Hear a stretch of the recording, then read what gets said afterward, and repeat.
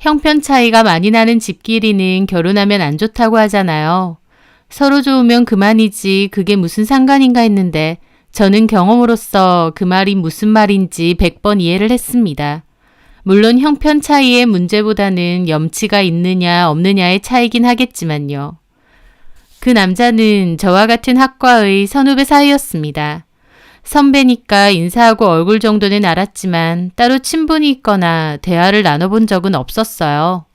저는 특히 동아리도 안 하고 과 생활에도 참여하지 않았기 때문에 더욱 잘 몰랐죠. 그런데 대학 졸업 후 취업 준비를 하던 시절 스터디 모임 때문에 학교 근처의 카페에 갔다가 그 선배를 우연히 다시 만났어요. 그 선배는 카페에서 알바를 하고 있었거든요. 저는 처음엔 그 선배를 못 알아봤는데 그 선배는 저를 보자마자 혹시 강서정? 하고 묻더라고요.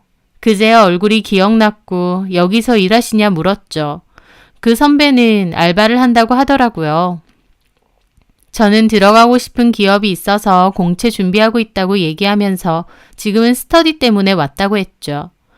그 선배는 저를 특히나 반가워하면서 제 커피값도 받지 않고 나중에 디저트 서비스도 주었습니다. 자기가 사는 거라면서요. 그러면서 이것도 인연인데 연락처 줄 수 있느냐며 취업에 관해서도 이런저런 얘기하고 지내자고 하더라고요. 저는 학교 선배인데다 취업 관련해서 얘기를 하자는 거니까 거절하기도 그래서 번호를 드렸어요. 번호를 주고받은 후로는 종종 연락이 왔습니다. 처음에는 그냥 가벼운 마음으로 연락을 주고받았어요.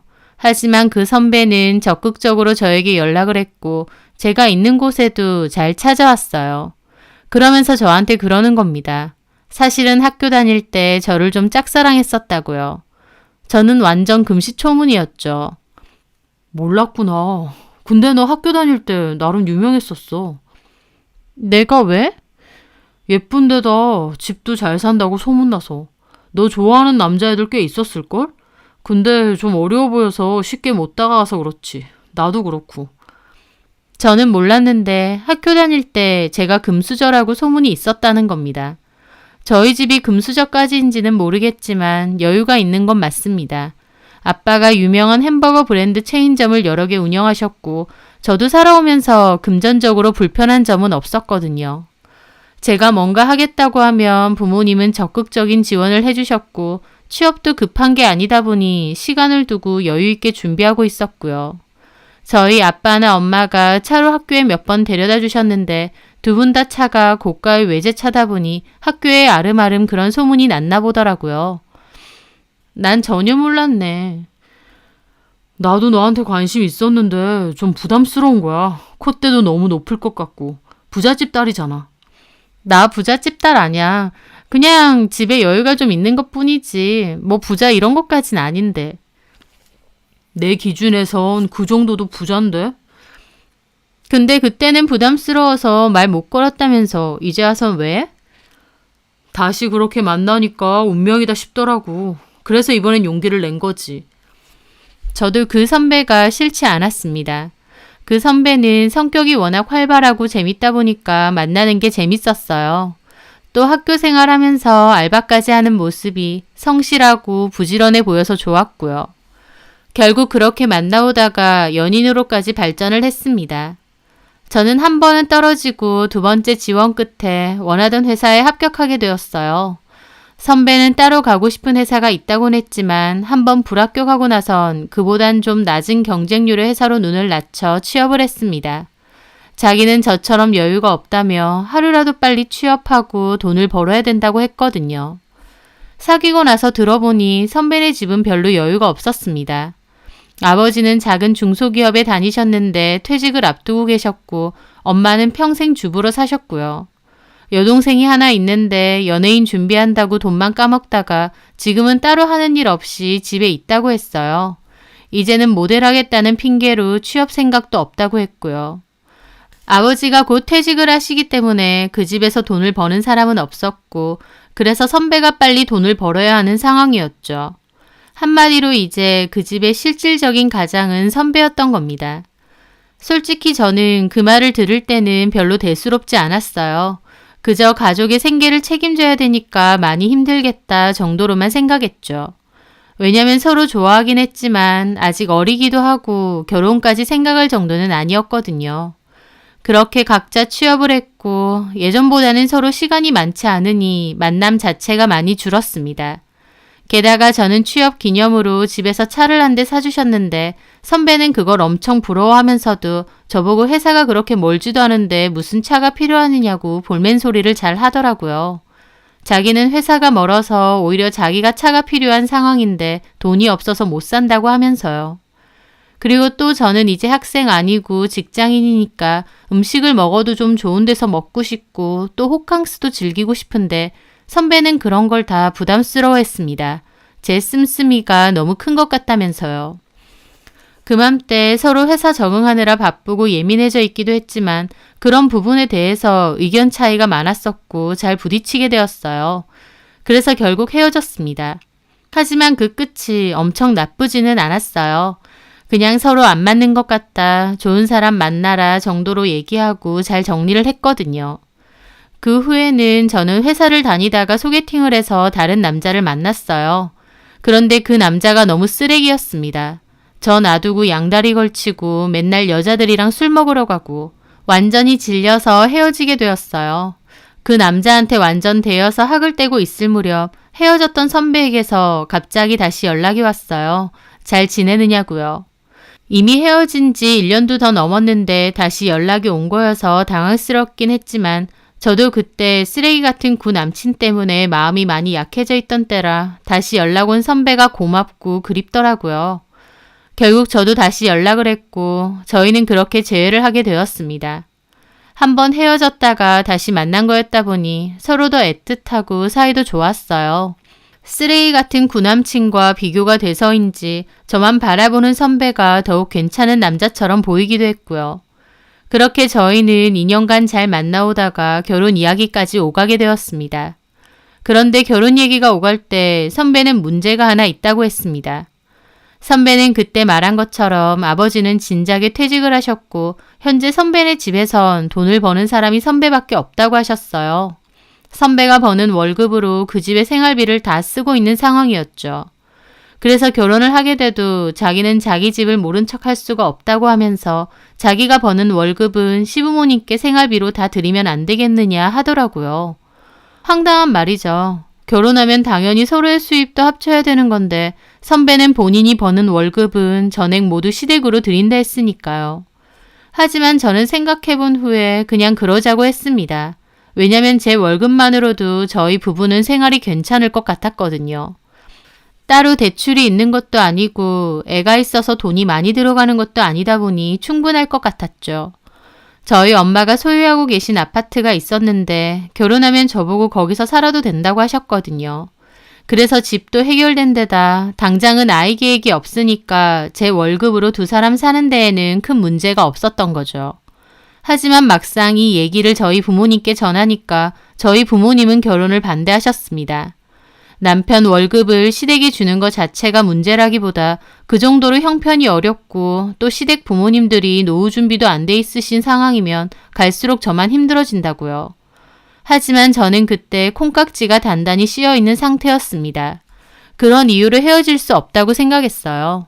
저는 부모님을 설득했고 결국 결혼 허락까지 받아낼 수 있었습니다. 지금 생각해보면 부모님이 그렇게 안 된다 하셨을 때 저도 생각을 고쳐 먹었어야 했는데 저도 어리고 사랑에 눈이 멀었던 거죠. 선배는 너무 고맙다고 했습니다. 저같이 이해심 많은 여자는 세상에 없을 거라면서 자기가 진짜 잘하고 살겠다더군요. 시부모님도 너무 고마워하신다고 하고요. 그래서 그때는 모두에게 다 좋은 선택이라고 생각했습니다. 막상 결혼을 해보니 그게 아니었지만요. 그렇게 저는 그 선배와 결혼까지 하게 되었고 그 선배는 저의 남편이 되었어요. 신혼 초반에야 당연히 연애하듯 알콩달콩 재미있게 지냈습니다. 맞벌이다 보니까 서로 회사 일로 바쁘긴 해도 퇴근 후에는 집에서 맛있는 것도 만들어 먹고 주말에는 놀러 다니고 밤 늦게 영화 보면서 맥주도 먹고 소소하고 행복한 신혼부부의 생활을 즐겼죠. 결혼 전 말한 것처럼 남편의 월급은 전부 시부모님께 드렸고 저희 부부는 제 월급만으로 생활을 했습니다. 남편이 결혼할 때 해온 것도 없을 뿐더러 돈 한 푼 갖고 오는 게 없는 상황이었죠. 하지만 크게 불편한 건 없었어요. 왜냐면 제 월급으로도 생활이 됐고 또 별개로 저희 부모님께서 이런저런 도움을 많이 주셨거든요. 엄마와 가까이 살다 보니 엄마와 쇼핑을 가거나 장을 보러 가는 일도 많았는데요. 엄마 따라가면 옷이며 구두며 이것저것 잘 사주셨어요. 그 외에 필요한 생활용품도 잘 사주셨고요. 그러다 보니 엄마랑 나가면 제 돈이 들어가는 일이 적었습니다. 또 장을 보러 갈 때도 대개는 엄마가 제가 산 것까지 같이 계산을 해주셨기 때문에 생활비 면에서도 절약이 많이 됐죠. 어떻게 보면 저희 집은 제 월급만으로 생활해야 되니까 일부러 엄마가 저를 위해 그렇게 해주신 거였습니다. 제 돈 많이 쓰지 말라고요. 저희 남편 입장에서도 고마워해야 될 일 아닌가요? 처음에는 장모님께 죄송하다 감사하다 그랬어요. 그런데요. 언젠가부터 남편은 좀 삐딱하게 나오기 시작했습니다. 제가 옷을 사오면 괜히 옷을 꺼내보면서 이런 건 얼마나 하느냐 묻기 시작했거든요. 몰라. 엄마가 사준 거라서 거기 가격표 있을걸? 헐, 가격도 안 보고 사? 그렇다기보다 엄마가 골라준 거니까 그냥 사는 거지. 남편은 가격표를 보더니 입을 떡떡 벌리더라고요. 엄청 비싸네. 여태까지 이렇게 비싼 걸 사주신 거였어? 엄마가 거기 옷을 좋아해. 와, 나는 부담스러워서 만지지도 못하겠다. 남편은 비꼬듯 말하면서 툴툴거리더라고요. 저는 내 옷만 사고 남편 옷은 잘 안 사서 그런가 싶었습니다. 그래서 일부러 따로 가서 남편 옷도 사왔어요. 하지만 남편은 내 건 사지 마. 그냥 적당히 스파 브랜드에서 사면 되는데 뭐하러 이 비싼 돈 주고 사오냐. 톡 까놓고 내가 보기엔 그렇게 비싼 돈 주고 살 만큼 좋은 질도 아닌데. 그러면서 오히려 틱틱거리는 겁니다. 기껏 생각해서 사줬는데 저러는 거죠. 게다가 저희 엄마는 백화점에 있는 식품관에서 장을 잘 보셨어요. 과일도 그렇고 질이 좋다면서요. 하지만 남편은 일반 마트랑 똑같아. 괜히 웃돈만 더 주고 사는 거야. 괜히 그런 허영 배우지 말고 집 근처에 마트 가서 사. 그러는 겁니다. 저는 그 말에 좀 기분이 나쁘더라고요. 허영 배우지 말라뇨? 그럼 저희 엄마가 허영을 부린다는 건가요? 말을 왜 그렇게 해? 그리고 이거 어차피 엄마가 다 사주시는 건데. 언제까지 장모님이 다 사주실 순 없잖아. 쓸데없이 눈 키우지 말고 그냥 우리 형편에 맞춰서 적당히 살자고. 우리 형편이 뭔데? 제 말에 남편은 괜히 발끈하며 화를 내더라고요. 아, 그래 맞아. 우리 형편 아니고 내 형편이지. 당신은 돈 많은 친정 식구 덕에 하이클래스로 사니까. 이게 뭐라고 하이클래스 소리까지 나와. 내가 보기엔 전부 쓸데없는 허영 같아 보여.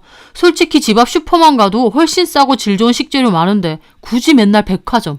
아휴. 그러면서 혼자 열내더니 자리를 뜨더라고요. 저는 남편이 이해가 안 됐죠.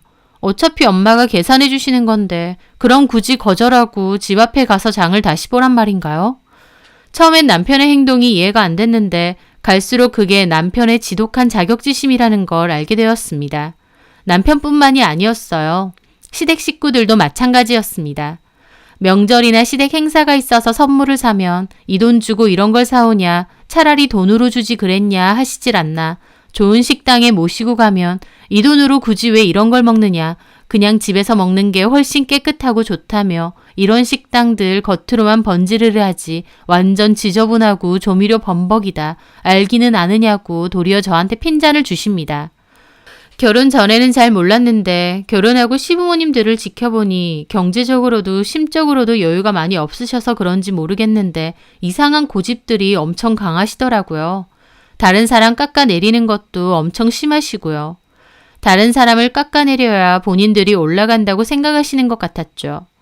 특히나 저희 친정 부모님도 은근히 깎아내리는 게 많았습니다.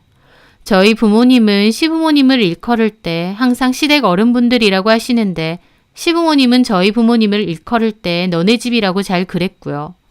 저희 부모님이 시부모님께 선물이라도 보내드리면 그냥 고맙다고 하시면 되는데 굳이 이건 어떻고 저건 어떻다 깎아내리기 바쁘셨습니다. 고맙다는 소리는 당연히 일절 없으시고요. 그렇다고 보답으로 선물을 주시는 경우도 아예 없었습니다. 그렇다 보니 저도 선물이고 뭐고 드리고 싶은 생각이 전혀 안 들더라고요. 고마워하지도 않고 깎아내리기에 바쁘신데 뭐하러 챙겨드리나요? 그런데 그렇게 저나 저희 집을 후려치고 싶어 하시면서도 제 호주머니는 틈틈이 털어가려고 하셨습니다. 이미 남편 월급을 통으로 드리는데도 저한테 따로 연락을 잘하셨죠. 병원비 필요하다고 돈 따로 달라 하시고 신우 학원비 좀 내달라 하시고 또 홈쇼핑에서 뭔가를 사고 싶은데 결제하는 게 어렵다면서 툭하면 저한테 연락 와서 대신 사달라고 하십니다. 그렇게 대신 사드려도 그 돈을 주시는 경우는 한 번도 없었고요. 시부모님만 그러시나요? 신우도 똑같았어요. 이제는 모델 하겠다고 학원비는 왕창 뜯어가는데 제가 보기엔 연예인 할 외모난 매력도 아닙니다. 그렇다고 재능이 있는 것 같지도 않고요. 그저 겉멋만 잔뜩 들어서 툭하면 저한테 오디션 가야 되는데 가방을 빌려달라, 화장품 사달라, 미용실 가게 돈 좀 빌려달라 연락도 잘 왔어요. 제가 좋은 게 좋은 거라고 몇 번 웃으면서 해줬더니 나중에는 아주 대놓고 호구 취급을 하더라고요. 저도 시댁 식구들의 행동에 갈수록 스트레스를 받았는데 이런 이야기를 남편에게 하면 남편은 도리어 섭섭해했습니다. 좀 해줄 수도 있는 거 아니냐고요. 여유가 없는 것도 아니고 좋은 마음으로 해주면 되지 섭섭하답니다. 결혼하고 2년도 채 되지 않아서 이래서 엄마 아빠가 결혼을 반대한 건가? 라는 생각을 심각하게 하게 됐죠. 제가 금전적으로 전부 희생하는 입장인데도 시부모님과 남편은 고마워하기는커녕 더 달라고 하면서도 또 후려치기 바빴으니까요. 결혼에 대한 고민이 많아질 무렵이었습니다. 그러던 와중 결정적인 일이 있었죠. 제가 맨날 엄마한테 받기만 하고 드리는 게 없는 것 같아서 그날은 일부러 엄마 모시고 나가서 코트를 사드렸거든요. 엄마가 입으면 너무 잘 어울릴 것 같아서 미리 받았다가 사드린 거였습니다. 엄마도 너무 고마워하셨고요. 그 구매 영수증은 가방 안에 넣어두었었는데 얼마 뒤에 가방에서 뭐 찾는다고 소지품을 다 꺼냈었거든요. 그런데 옆에 있던 남편이 영수증을 쓱 들고 가는 겁니다. 그리고는 그 영수증을 보고 깜짝 놀라더라고요. 이게 뭐야? 130만 원? 엄마 코트 사드렸거든. 매번 이것저것 받는 것도 죄송하고. 코트? 130만 원짜리를? 남편은 무슨 큰일이라도 난 것 마냥 펄쩍 뛰더라고요. 왜? 나 간 떨려서 너랑 못 살겠다. 13만 원도 비싼데 130만 원짜리 코트를 사드렸다고? 나한테는 말 한마디도 없이? 엄마한테 받은 게 몇 갠데 내가 그 정도도 못 해드려? 참 자기도 너무한다. 뭐가? 130만 원이 적은 돈도 아니고 이걸 어떻게 나한테 말 한마디 없이 낼름 써? 그것도 겨우 코트 하나 산다고? 차라리 이 돈이면 우리 부모님한테 용돈을 드리지.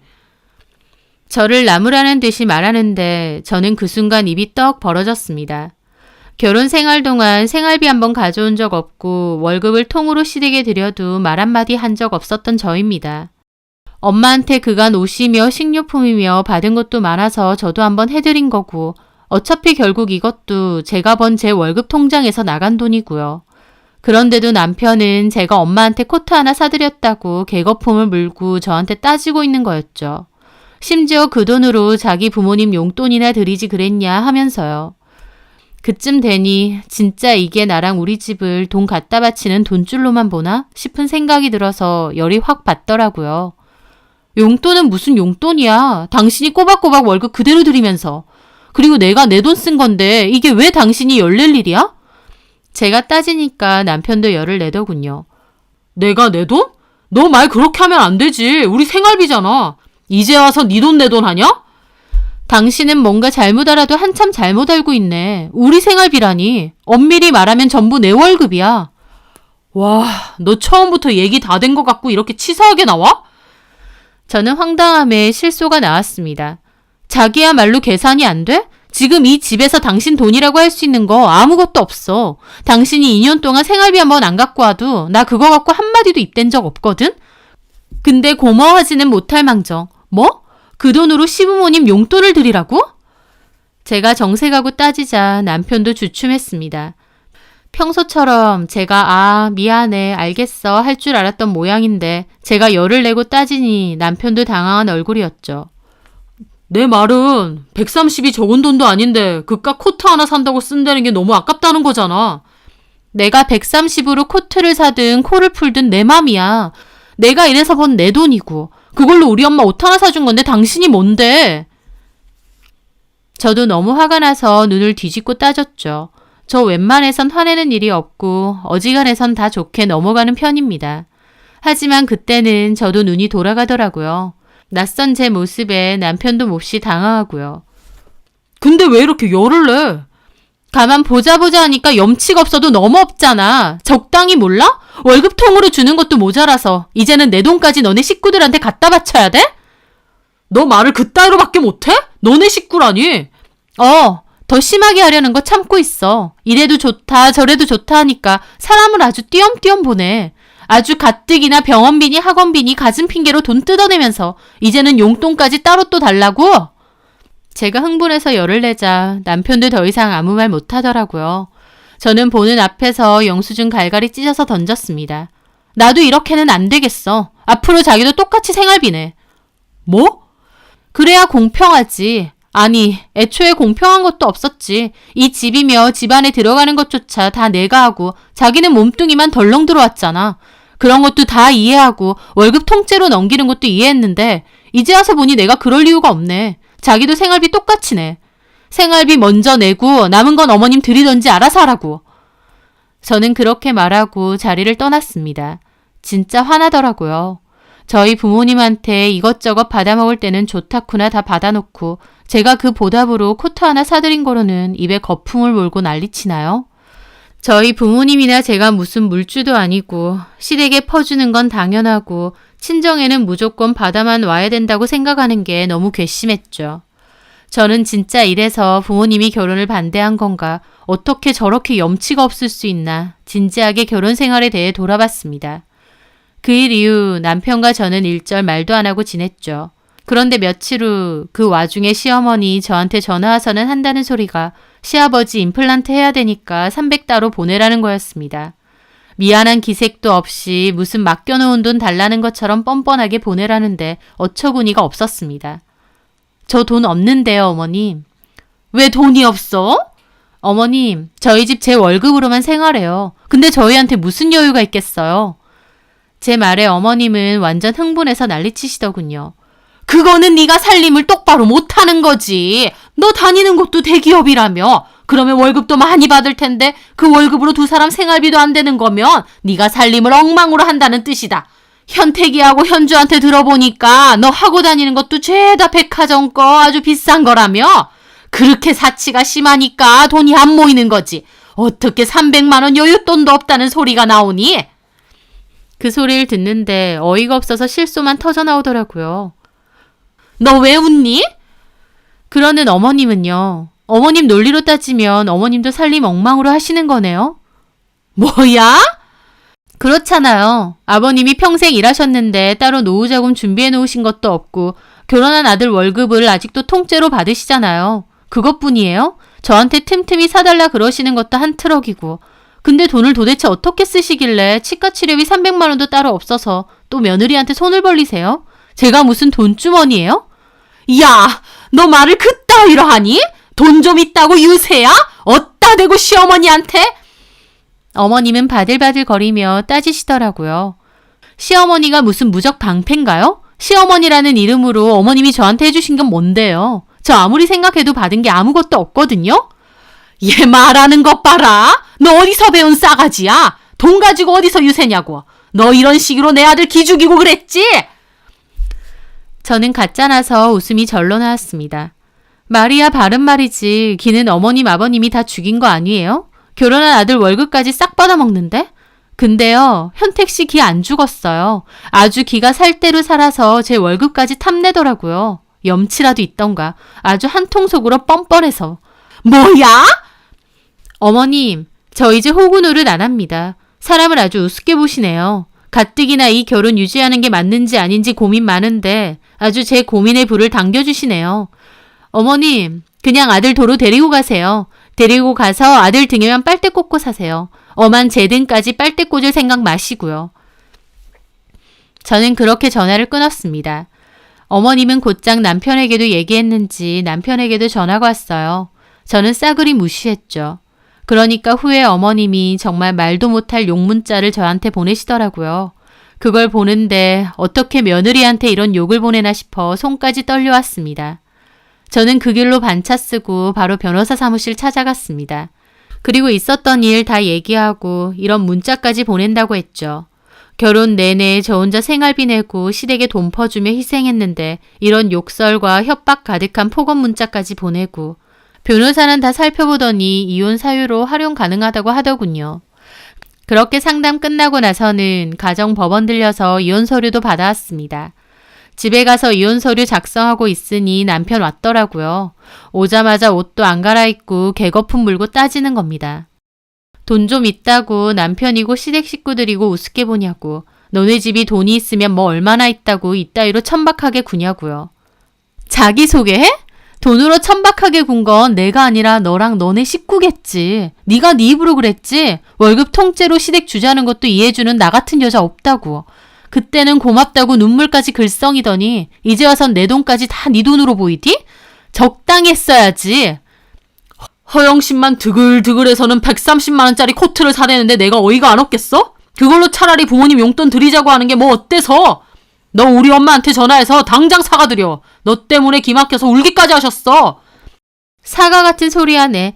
니네 부모 용돈은 네가 알아서 해. 이만큼 하면 나도 할 만큼 한 거지. 내가 왜 너네 부모 용돈까지 챙겨야 되는데? 130만 원짜리 코트? 우리 엄마한테 주는 거 하나도 안 아까워. 근데 너네 엄마한테는 13만 원이 아니라 13,000원도 아까워.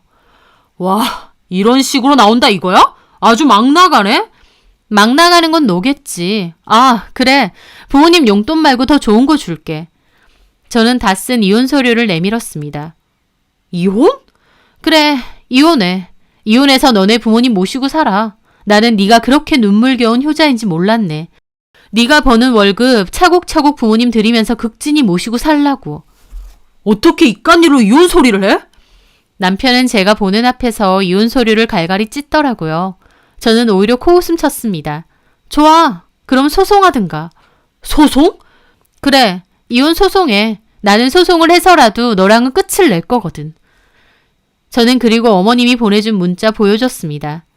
돈 못 준다 하니까 너네 엄마가 나한테 보낸 문자야. 며느리한테 이런 문자 보내는데 내가 어떻게 너랑 더 살아? 이건 엄마도 화가 나니까 그런 거 아니야. 애초에 네가 왜 그러냐고. 그 말에 저도 언성 높여 싸웠습니다. 그래. 결혼했어도 너한테 나는 식구도 아닌 것 같네. 이런 욕을 처먹어도 기껏 한다는 게 너네 엄마 편드는 거야? 근데 내가 뭘 보고 너랑 더 살아야 돼?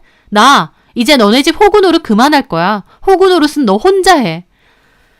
저는 그렇게 말하고 집을 박차고 나왔습니다.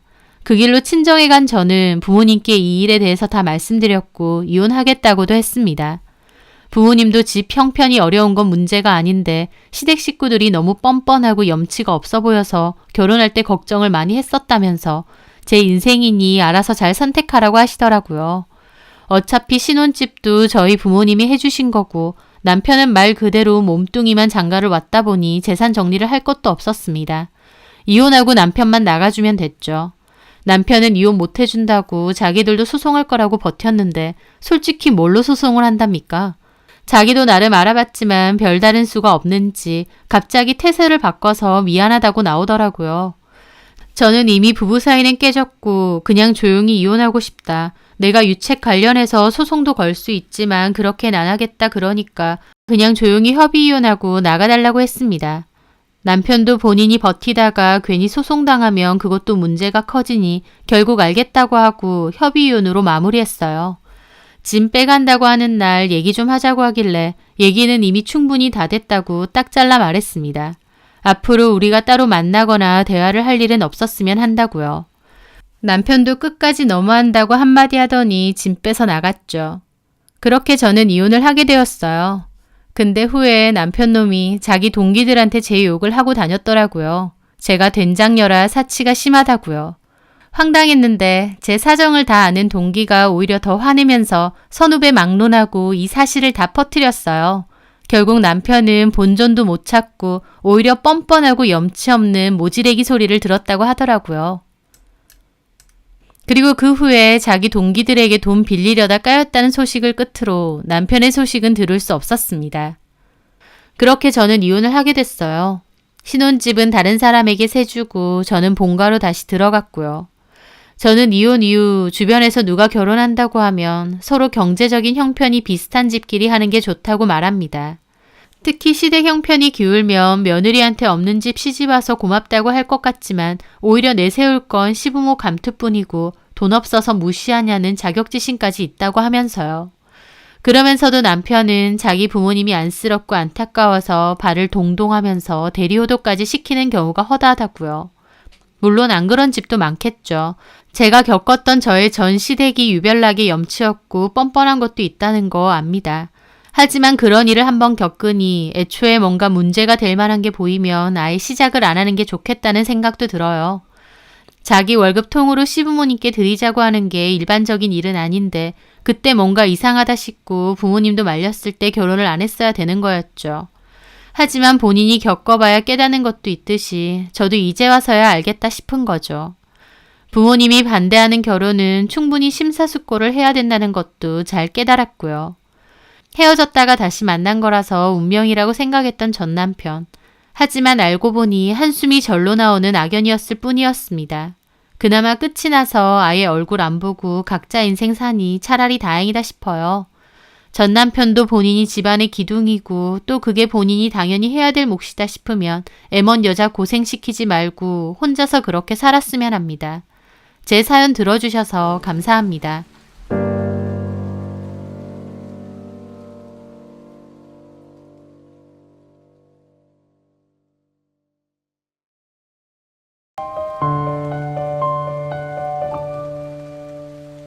안녕하세요.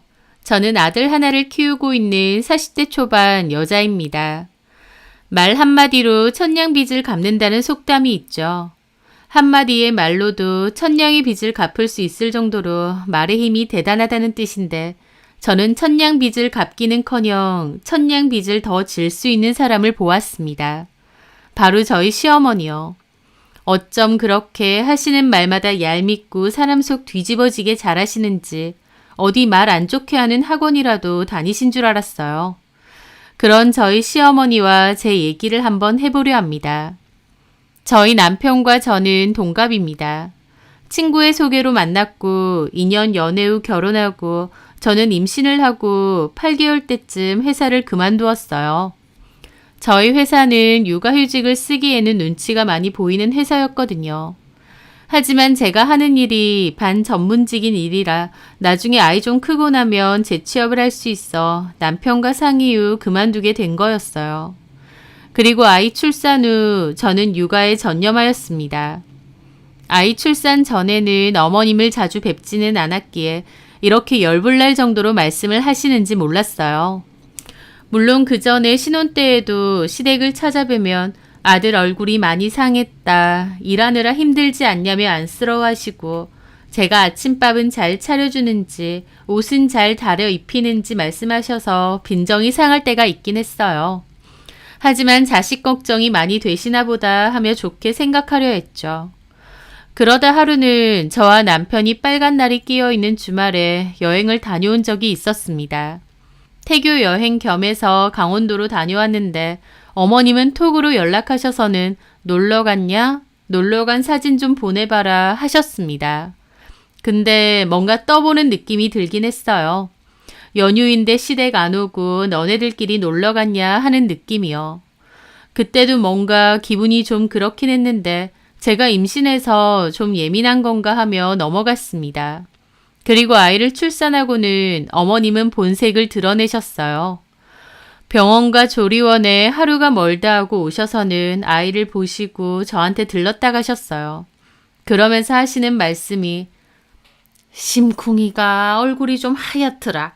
보통 태어나서 하얀 애는 나중 되면 까매지는데 주은이 네가 피부가 좀 까맣지? 저 피부 까맣다는 소리 처음 들어봤습니다. 오히려 하얀 편이에요. 저희 남편이 타고나길 좀 까무잡잡한 피부고요. 그리고 태어나서 하얀 아기가 나중에는 까매지나요? 그런 얘기도 처음 들어봤기로서니 당신 손주한테 저렇게 말씀하시는 어머님을 보며 좀 어이가 없었습니다. 저 안 까매요, 어머님. 저 오히려 흰 편인데. 아휴, 그럼 누굴 닮은 거야? 우리 성태는 아기 때 흰떡이었어, 흰떡. 남편 어릴 때 사진 본 적 있었는데 저는 그런 어두운 흰떡은 처음 보았습니다. 쑥떡 정도 되는 것 같은데 어머님은 흰떡이라고 우기시더라고요. 안 그래도 애 낳고 감정 기복이 오르락 내리락 하는 때인데 어머님의 저런 말씀도 좋게 들리지 않았습니다. 그리고 저한테 젖은 잘 나오냐, 미역국은 잘 먹냐 하시길래 아직 잘 안 나온다 했더니 네 가슴 모양을 보니 딱 봐도 젖이 많을 것 같지는 않더라. 그래도 미역국 많이 먹고 많이 물려. 애한테 많이 물려야 그나마 양이 는다. 그러셨습니다. 안 그래도 초유가 빨리 나오지 않아 수유할 때마다 아이도 울고 힘들어해서 스트레스를 많이 받는데 어머님은 저런 말씀을 아무렇지 않게 하시더라고요. 그렇게 병원에서 3일, 조리원에서 2주 있는 동안 어머님은 거진 매일 오시며 저런 말씀을 아무렇지 않게 하셨습니다. 그럼 남편은 옆에서 뭐 하냐고요? 늘상 있는 일처럼 그냥 멍하게 듣고 있고 고개를 끄덕끄덕 할 때도 있습니다. 그럼 저는 어머님 가시고 나면 남편한테 한껏 퍼부었죠. 어머님이 저런 말씀을 하시면 당신이 중간에서 좀 잘라야 되는 거 아니야? 어? 어떤 말? 내가 뭐 했어야 되는 거야? 답답이. 순진한 건지 멍청한 건지 아마 귀찮은 거였겠죠. 착한데 멍청한 건 답도 없다던데 그 답도 없는 사람이 저희 남편이었습니다. 아니, 어머님이 우리 심쿵이 피부 까매진다고 말씀하실 때도 그렇고 나 초유 잘 안 나와서 스트레스 받는데 그걸 그런 식으로 말씀하셔도 되는 거냐고. 아, 그건 엄마가 그냥 어디서 들은 얘기 하시는 거겠지.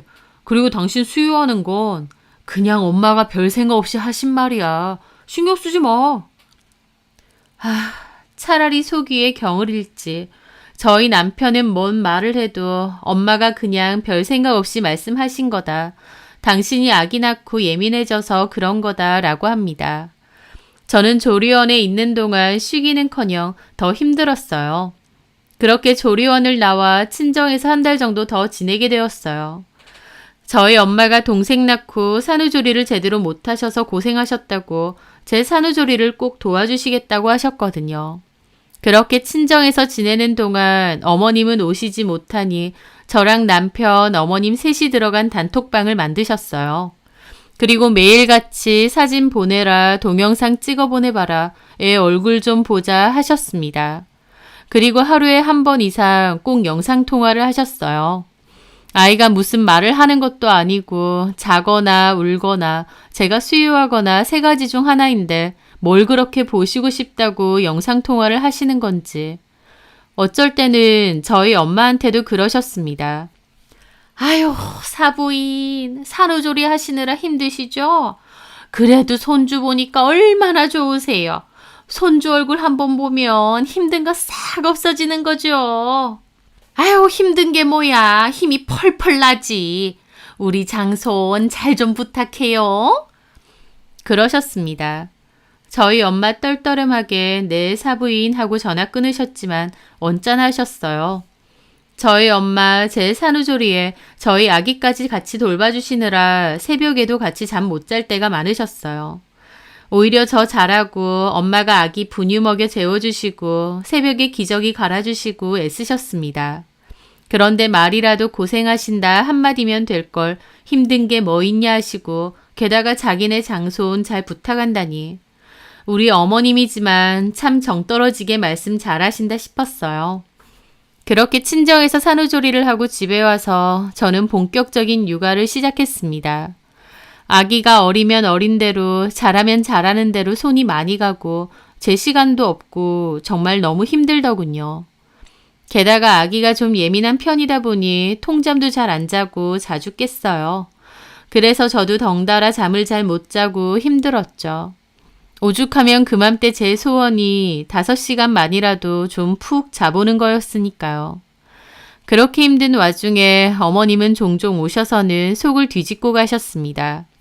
아기가 피부가 예민한데 집이 좀 건조하다 보니 피부가 뒤집어져 빨개진 적이 있었는데 아니 너는 애를 어떻게 보길래 피부가 이렇게 됐는데도 냅두고 있어?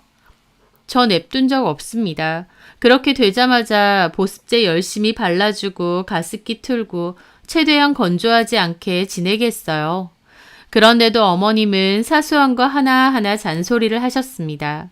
그리고 여전히 단톡방에 글을 올리셨죠. 어쩔 때는 어디서 들은 좋은 글귀 같은 것도 올리시고 또 어쩔 때는 친구분들과 놀러 가신 사진을 왕창 보내실 때도 있었어요. 저도 초반에는 좋은 글이네요. 놀러 가신 사진에도 좋으셨겠어요 하고 호응을 보낼 때도 있었지만 거의 매일같이 저런 톡을 보내시니 저도 나중에는 지쳐 그냥 읽고 답을 안 할 때도 있었습니다. 그럼 어머님은 아이 영상통화 핑계로 전화하셔서는 아니 너는 톡을 읽고 왜 아무 말이 없어? 그러십니다. 무슨 할 말이 그렇게 있겠나요? 게다가 제가 시간이 펑펑 남는 것도 아니고 아이 보고 집안일하고 핸드폰 들여다보고 있을 시간도 없이 바쁜데 어머님은 저한테 일일이 반응하기를 바라셨어요. 그럼 단톡방에 들어있는 저희 남편은 뭐 하냐고요? 읽지도 않습니다. 신경도 안 써요. 그런데 어머님은 남편한테는 말 한마디 안 하시면서 저한테만 그러시는 겁니다. 저는 남편에게 얘기했죠. 어머님 단톡방에 글 올리시는 거 당신이 반응 좀 해드리면 안 돼? 응? 무슨 반응? 어머님 답 없으면 없다고 전화까지 하셔. 아, 그래? 엄마 심심하신가? 왜 그러시지? 나 근데 재윤이 본다고 바쁜데 그것까지 신경 쓰기 어려우니까 당신이 좀 해주면 안 돼? 그냥 답하지 마. 뭘 일일이 신경 써. 어머님 전화 오신다니까? 그럼 적당히 답해드려. 내가 뭔 말을 하겠어. 그리고 나 주로 그 시간에 일하잖아. 일하면서 카톡 잠시 보는 것도 못하는 거 아니잖아. 컴퓨터에도 카톡 깔려있고. 아, 그래도 업무도 아닌데 그런 걸로 카톡 쓰고 있으면 보기 안 좋지. 당신이 대충 대꾸 해드려. 나도 재윤이 보고 집안일하고 바쁘니까 그렇지.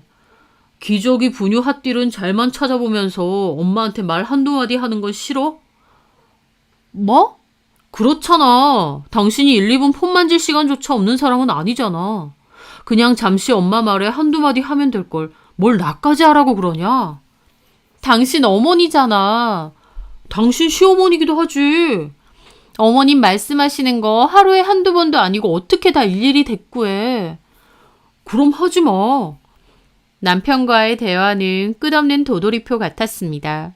제가 이런 상황이 힘들다고 하면 본인이 나서서 어머님께 좀 말씀드려주거나 아니면 카톡에 저 대신 반응을 좀 해줄 수도 있는 거 아닌가요? 남편은 자기는 하고 귀찮고 싫으면서 저보고는 하던지 아니면 아예 말던지라는 말만 되풀이하는 겁니다. 진짜 짜증나더군요. 하지만 같은 말 되풀이하는 게 무슨 의미가 있나 싶어 더 이상 말하지 않았습니다. 그러던 중 하루는 시아버지께 전화가 왔는데 못 받았어요. 아이가 응가를 해서 화장실에서 씻기는 김에 물놀이를 좀 해주고 있었거든요.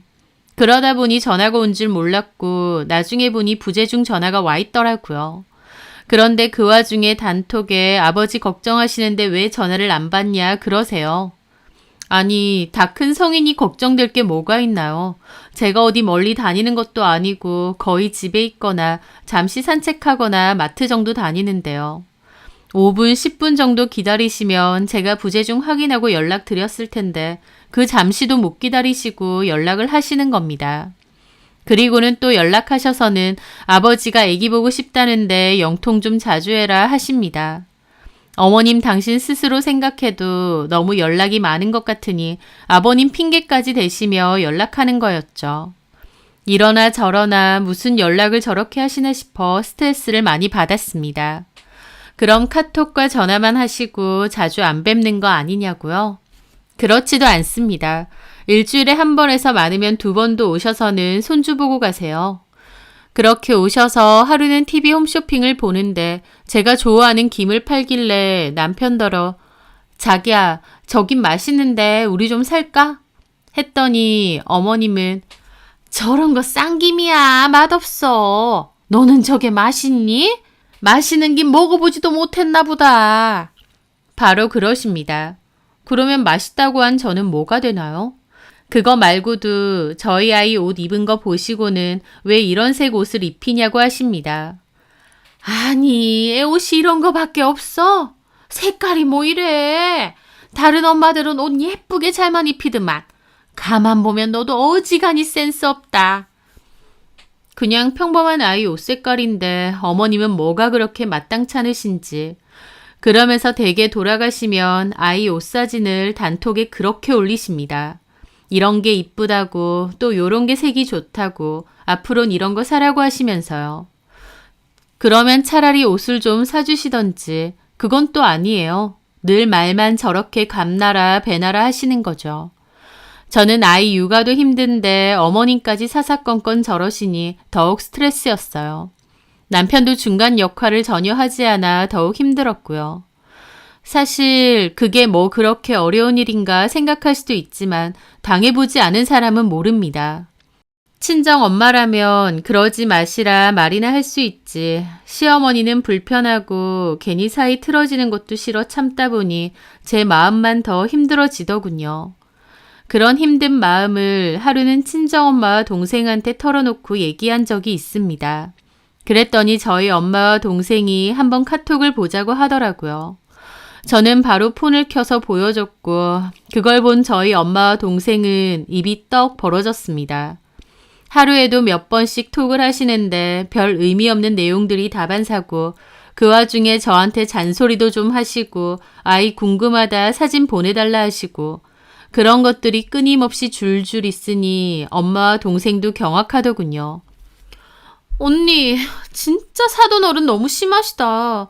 하시는 일이 없으셔서 그런가? 뭘 톡을 이렇게 많이 보내셔. 하루 종일 보내시네. 그치. 나 이제는 카톡 오는 소리만 들려도 심장이 벌렁벌렁 한다니까. 얼마나 스트레스인데. 그러게. 내가 보니까 이거는 장난 아니야. 처음에 언니 말만 들었을 때는 뭐 그런 걸 가지고 그러나 싶기도 했는데 아니네. 진짜 너무 심하시다. 그러더라고요. 그나마 동생과 엄마가 제 마음을 알아주니 마음이 좀 편안해졌습니다. 그런데 그 와중에 또 어머님이 카톡을 보내셨어요. 인생에 관한 명언이 가득 적힌 글을 복사 붙여넣기 해서 보내신 거였습니다. 동생은 그걸 보고 또 헉했습니다. 근데 언니, 계속 이렇게 살아야 되는 거야? 진짜 너무 심하시다. 근데 이걸 반응 안 해드리면 전화까지 오는 거잖아. 그리고 형부도 너무하시네. 사돈어른이 이 정도면 중간에서 좀 자르셔야 되는 거 아니야? 그니까 내가 속이 안 터지겠니? 너네 형부는 지가 불편한 게 없으니까 나 몰라라 한다. 내가 이랬는데 답장 안 하지? 좀 있으면 전화하실지도 몰라. 내 폰 잠시 줘봐. 답장 좀 하고. 저는 그렇게 동생과 얘기하는 도중 어머님께 좋은 글이네요 하고 답을 보냈습니다. 동생은 고개를 절레절레 하더니 저에게 말했습니다. 언니, 계속 이렇게 가면 언니 진짜 스트레스 받아서 안 될 것 같아. 내 말대로 해보는 건 어때? 엄마도 좀 도와줘. 그렇게 동생은 저와 엄마에게 자신의 아이디어를 얘기했습니다. 그리고 다음날 저는 마음을 굳게 먹고 핸드폰을 손에 꼭 쥐었습니다. 그리고 카톡으로 어머님께 연락을 했죠. 어머님, 좋은 아침이에요. 식사하셨어요? 재윤이는 이유식 한 그릇 뚝딱 했어요. 사진 보세요. 재윤이 너무 이쁘죠? 근데 어머니, 왜 사진에 답 없으세요? 서운해요. 우리 재윤이 밥 잘 먹었죠? 어머님, 재윤이 오늘 이 옷 입었는데 어때요? 이쁘죠? 어머님, 재윤이가 이렇게 황금똥을 쌌어요. 설사기가 있어서 걱정했는데 세상에 이렇게 황금똥을 싼 거 있죠? 이제 건강해졌나 봐요. 어머님이 한번 봐주세요. 원래 똥을 보면 아이 건강을 알 수 있다잖아요. 어머님, 왜 말씀이 없으세요? 어머님, 오늘 재윤 아빠 회식 있다고 늦는데요. 오늘도 저 혼자 재윤이 씻기고 먹이고 재워야 되는 거 있죠? 독박육아 너무 힘든 것 같아요. 어머님, 제 얘기 좀 들어보세요. 어제는 재윤 아빠가요. 하면서 저는 작정을 하고 계속 톡을 보냈습니다. 아이 얘기, 독박육아 힘들다는 하소연, 그 외에 시시콜콜한 얘기 전부 다요. 사진도 틈틈이 엄청 보냈죠. 잘 나온 사진 한두 장만 보내는 게 아니라 아이 사진을 연사로 10장, 20장 찍어서 그걸 그냥 냅다 보냈습니다. 어머님이 처음에는 약간 당황하신 듯 그래 이쁘다, 귀엽다 이렇게 반응을 하셨어요. 그 뒤로 저는 더욱 호들갑스럽게 반응하며 계속 보냈습니다. 그리고 어머님이 좋은 글을 보내시면 저도 덩달아 서너 개를 보냈습니다. 동생이 쓰라고 찾아서 보내줬거든요. 그리고 어머님 읽어보셨어요? 너무 좋은 내용이죠? 이것도 읽어보세요. 이것도요. 하면서 제가 더 보내버렸습니다. 글귀도 보내드리고 재밌다고 유튜브도 보내드리고 음식하실 때 도움되라고 요리 영상 보내드리고 살림 영상 보내드리고 그리고 어머님이 톡을 안 읽으신 지 5분 정도 지나면 바로 전화했습니다. 어머님, 왜 연락이 안 되세요? 걱정했잖아요. 뭔 걱정이야. 나 앞동에 친구가 깻잎 좀 준다고 해서 받아오느라. 연락 안 되시면 걱정되죠, 어머님. 요즘 세상이 좀 흉흉한가요? 아니, 뭐 애도 아닌데 뭘 그렇게 걱정을 해. 그래도 어디 그런가요? 연락이 안 되시는데. 앞으로는 연락 바로바로 해주세요. 저 걱정되잖아요. 하면서 저 또한 수시로 전화를 했습니다. 영상통화도요. 어머님은 화장실에 있는데 자꾸 통화하지 말라며 역정도 내셨죠. 그렇게 맘을 먹고 어디 한번 끝까지 해보자 싶은 마음으로 악착같이 연락을 해댔습니다. 어머님이 한 번은 그러시더군요. 너 왜 이러니? 일부러 이러는 거야 뭐야? 나 오늘 친구 만난다고 하는데 왜 자꾸 카톡하고 전화질이야? 어머님, 제가 생각을 해봤는데요. 어머님 말씀이 맞아요. 가족끼리 일상을 공유하고 연락하고 그런 게 참 필요한 것 같더라고요. 그래서 저도 반성하고 연락 많이 드리려고 하는 거예요. 근데 그렇게 말하시면 저도 서운하죠. 아니 그래도 적당히 해야지. 하루에 톡이고 뭐고 몇 개를 보내는 거야. 사진도 그만 좀 보내. 아주 시끄러워 죽겠어. 어머님 손주 사진인데 뭐가 싫으세요? 그러지 마시고 아까 재윤이가 너무 예쁜 짓 하는데 사진하고 동영상 많이 찍었거든요. 보내드릴 테니 친구분하고 좀 보세요. 어머님이 보내지 마라고 소리를 지르시더니 끊으시더군요. 저는 그러셔도 그냥 보냈습니다. 그렇게 2주 정도 되었을까요? 어머님께서 말씀하셨어요. 연락 그만하라고요. 너도 네 생활이 있고 나도 내 생활이 있는데 이렇게 연락해대고 전화하면 어떡하냐고요. 그렇지만 저는 아직 멀었다 생각했죠. 어머님, 그렇게 말하시니까 좀 섭섭해요.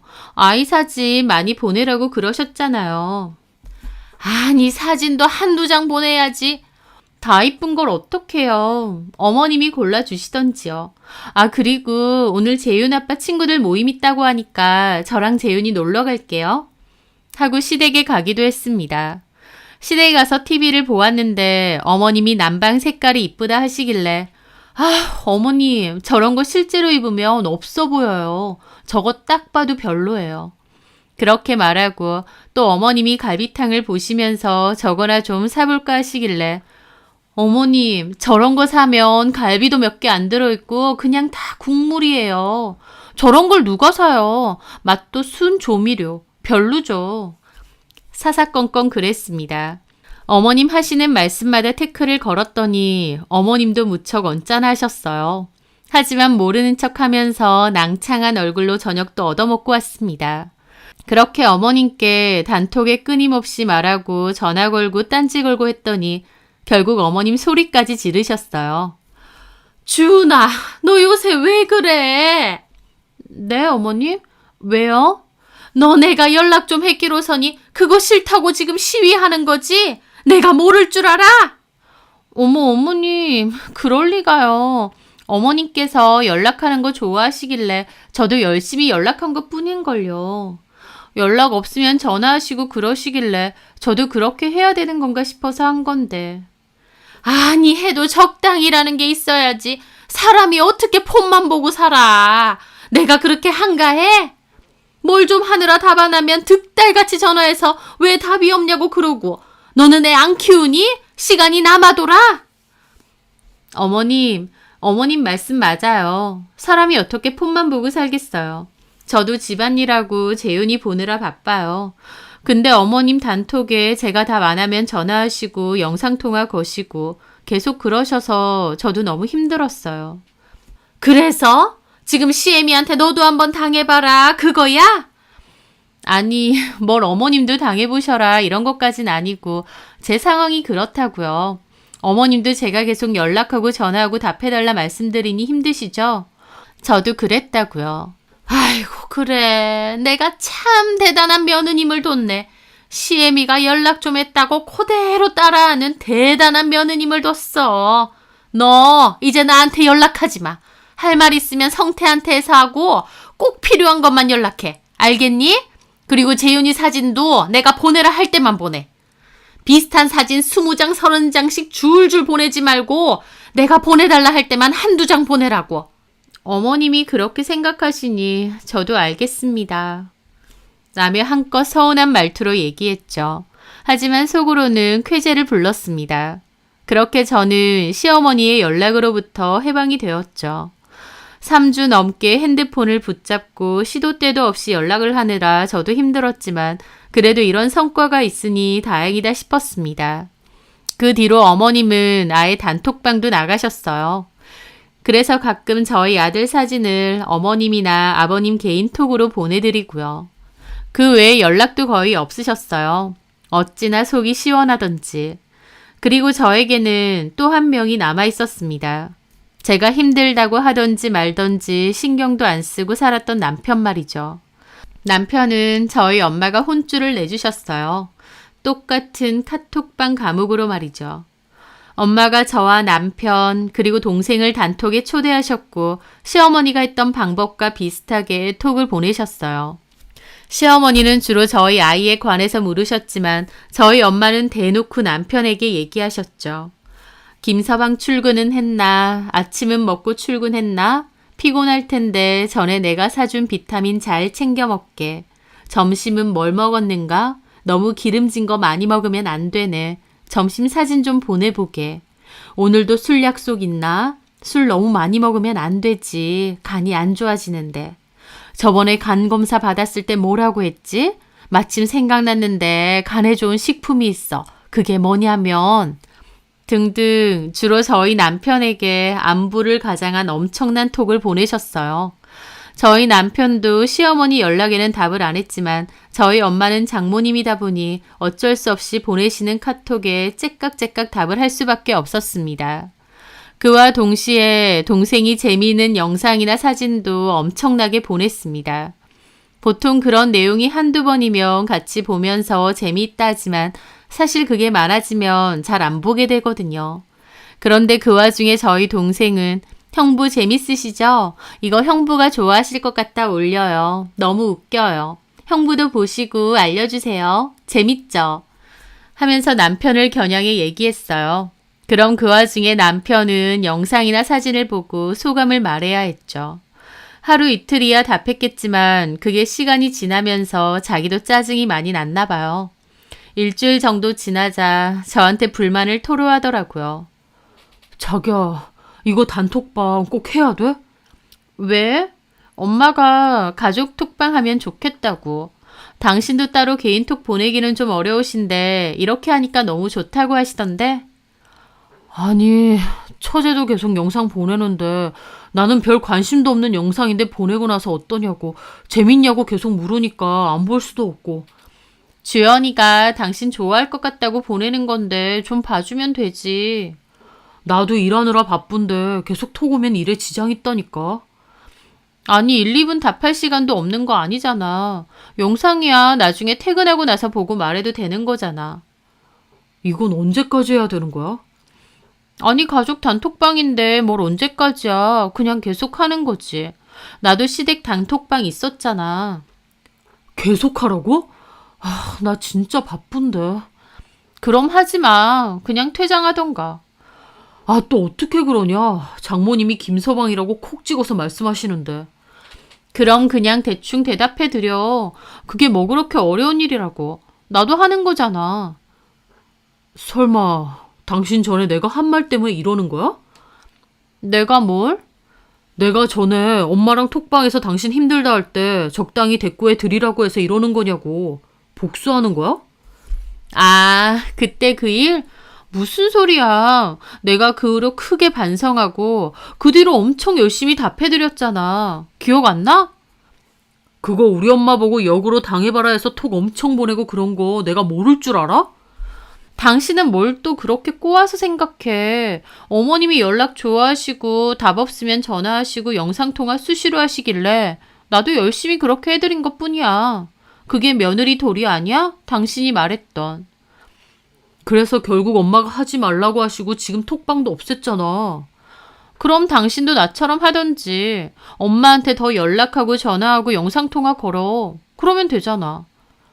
진짜 이럴 거야? 당신이 겪어보니 어때? 힘들지? 나도 그때 진짜 힘들었거든? 근데 당신 나한테 뭐라고 했어? 그게 뭐 그렇게 힘든 일이냐? 적당히 하면 되지라고 안 했어?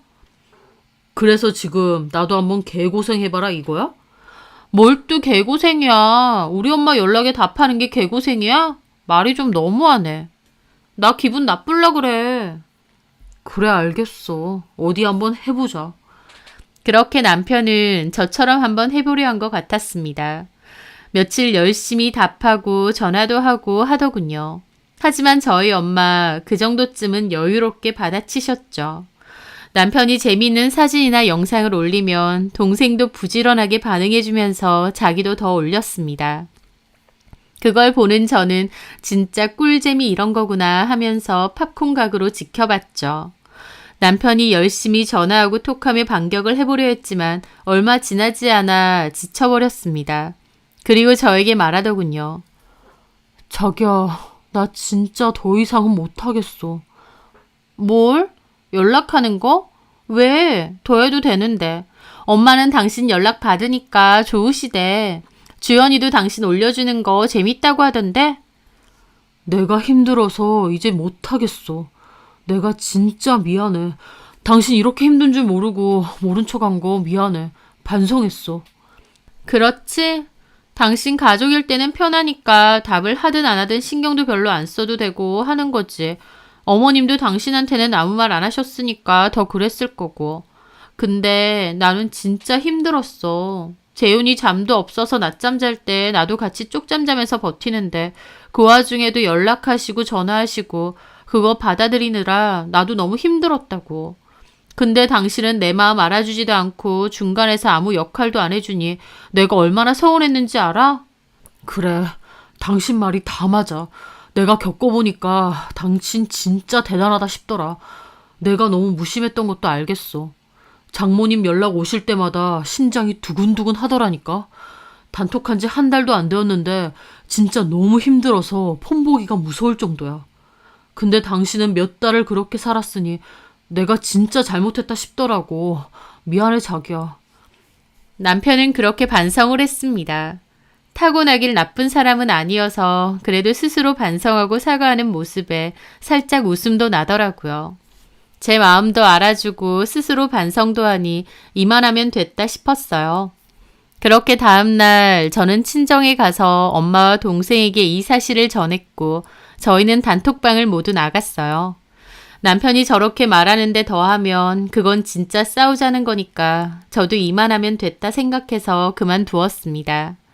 그리고 한 달 가까이 수고해준 엄마와 동생에게 근사한 점심을 대접했어요. 그 후 저는 나름 평온하게 지냅니다.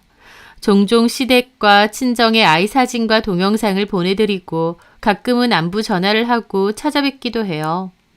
어머님이 가끔은 또 듣기 안 좋은 소리를 하실 때도 있지만 저도 이제 당하고 있지만은 않고 제 할 말 조근조근 하면서 지냅니다. 남편도 옆에서 중간 역할하며 어머님 얘기 커트할 때도 있고 제 편 들어줄 때도 있어서 예전만큼 스트레스 받지 않아요. 어머님 말씀에 상처받고 힘들 때도 있었지만 이제는 나름 내공도 쌓여 예전만큼 어렵거나 속상하지 않습니다. 그렇게 되기까지 제 노력과 저희 친정 식구들의 노력이 있기도 했지만 그래도 자신의 모습을 반성하고 노력하는 남편이 있어 다행이라고 생각해요.